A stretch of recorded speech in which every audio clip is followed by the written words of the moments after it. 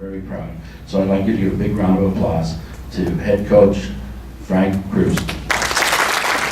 Thank you, Dennis. Since I heard that Father Boyle was here, I was going to tell my best religious joke. And now that I know I can cuss, since he cussed, I'm a lot happier.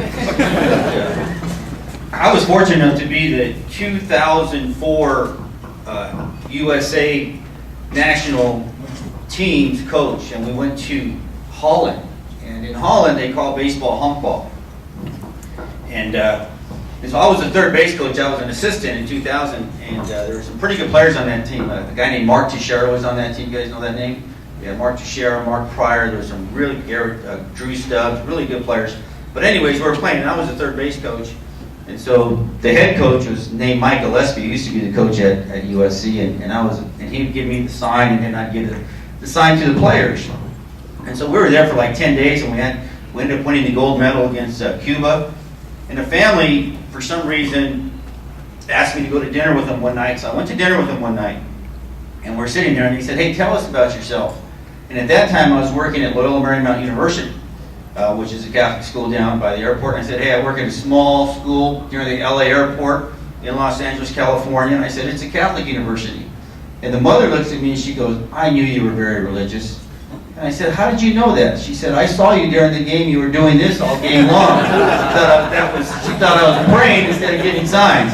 And so that was one of my proud moments as a Catholic. But I got to tell you, listening to Dennis and listening to Father Boyle, by the way, it's not a good job to follow Father Boyle. I mean, holy smokes.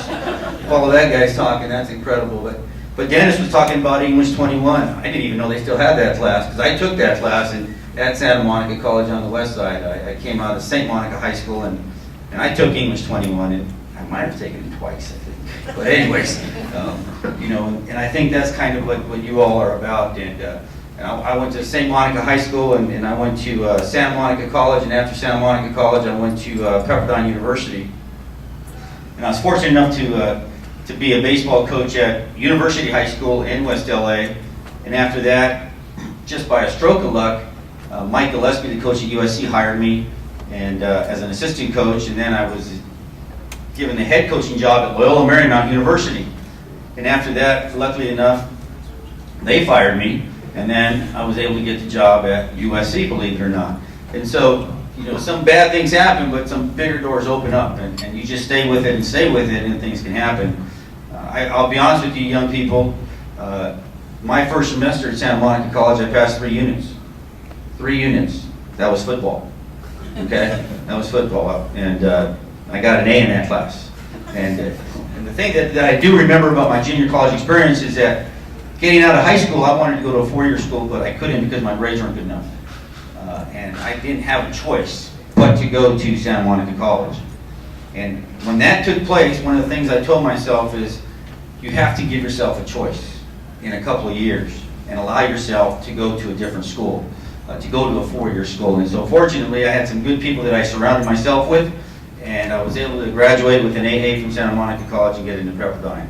And that decision there, that junior college there, just like East LA College, helped me land, in my opinion, the greatest baseball job in the country here at USC.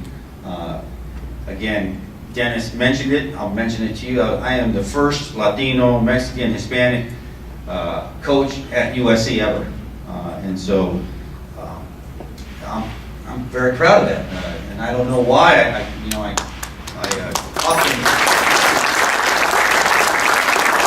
often pinch myself and kick myself and say, how in the heck did this happen? But it happened through preparation. And I think that's what you all are doing. You're preparing for a better life. And people like Dennis and Father Boyle just continue to lead that path for you all. And at USC right now, our baseball program is not what it was at one time with 12 national championships. And we're trying dearly to make that happen. We have to make that happen. There's great things going on at USC. And so for you young men and young ladies that are aspiring to go to USC, I'm telling you, you have a distinct advantage to get into that school. The average GPA right now at USC for an entrance freshman is 4.0. The average SAT for you all is 2,000. But guess what? Our color helps a little bit. I want to tell you that right now. And you study and you work hard and you have a good resume, community service, they're going to help you get in because they want to help you get in. And what we have at USC is a great international mix of students from different countries, and it's just a great place to be at right now. So again, I really encourage you all to continue to work and to aspire to be there. If you could get a degree out of a USC or anywhere else, but I think really especially USC in Southern California, you can really write your own ticket. I have a really good friend of mine, she works for a group called Step Up. I don't know if any of you have heard of that group. It's a nonprofit organization that help young females get into college. And I think if any of you young ladies are interested in college and need assistance in getting to college, please let Dennis know to contact me, and I could refer you to this young lady, and they're having a big fundraiser actually right now as we speak to raise money to help these young people in the inner city to go to colleges. And she was telling me the other day, not one person out of organization has gone to USC. So if we could maybe help make that happen from East LA, that would be a great accomplishment, and that would make this time for me here speaking to you way worthwhile. And anything that I can do to help anybody, please don't hesitate to call the university. Dennis has my cell phone. He's welcome to give out my cell phone, and I'd like to help any way I can. I was at Homeboy Industries in December for breakfast one morning, and I actually bought a gingerbread house that they're selling in there, and it was really an amazing experience to be there and go from there. One of my goals really has been, and hopefully this will springboard it, is to do some of our silk screening on our USC jerseys and practice uniforms through Homeboy Industries. I would like to do that. And the other thing I think we'd like to do is we feed our players often before games and after games.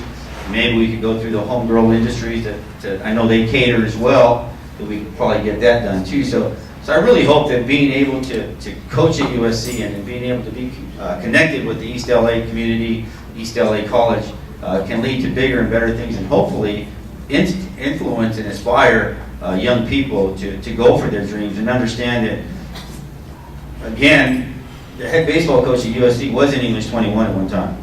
Believe me. Hey, I worked with homeboys way different than Coach Father Boyle did, okay? Because my brothers, I learned from my older brothers. I was the first one to graduate from college in my family. I'm a family of 6. I was the first one to graduate from my family, my dad's brothers, and my mom's sisters. They were from Douglas, Arizona.